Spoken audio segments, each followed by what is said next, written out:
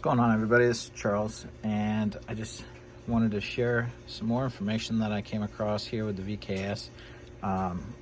We've had a few cases now where people have put a higher than stock pressure tank on a VKS, and I'm not saying 100% that's what's causing this, but a lot of the cases that I've seen have been with a tank that's higher than 850 psi pressure.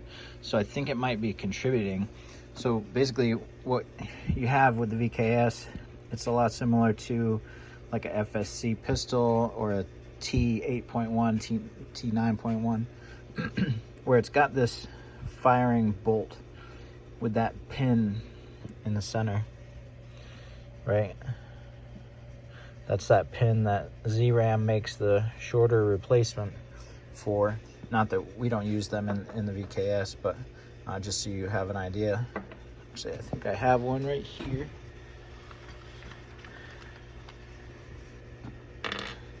So basically the pin looks like that, but in the VKS it's much longer. And there's a screw. Actually, these screws right here, we just did a video about these the other day. So that set screw right there goes into that pin, and then that goes into there. Now the problem is, that's all great, but once you get the pin out, how do you get it back in? That's the fun part. So now what I've been doing is, you see it's got a slot for a flathead in the top of it. So basically I just take my flathead and I set the pin on top of it, and then I hold that in one hand, and then I take the bolt and put it down over the top, and then kind of screw them together to get it started. Once you got it started, as long as it goes in straight, you're good. Well, if it doesn't, you're in trouble. So to try and alleviate that problem, and shout out to Sean for the idea, I made this guide tool. So basically what you'll do is, this has a pin in it, so it's not going to go in, that pin's not going to go in all the way, but basically you'll just insert this all the way in. It goes all the way to the bottom, to here, and around the pin. You can see there's a pin in there right now. I don't know if you can see it, but the pin is inside the sleeve and it's tight. So then you take your pin, and normally it'll have the set screw already in it, and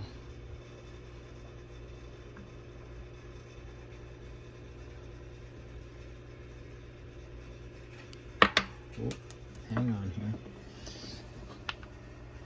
getting a little crazy.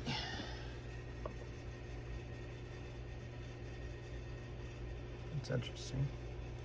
So apparently that ZRAM pin is a little fatter. Doesn't quite fit in there. Let's see. Maybe it should fit in the other end. All right, so my jig, I gotta open up the bottom end of it a little bit, but anyways, you get the idea. So this will go in here, that'll go in there.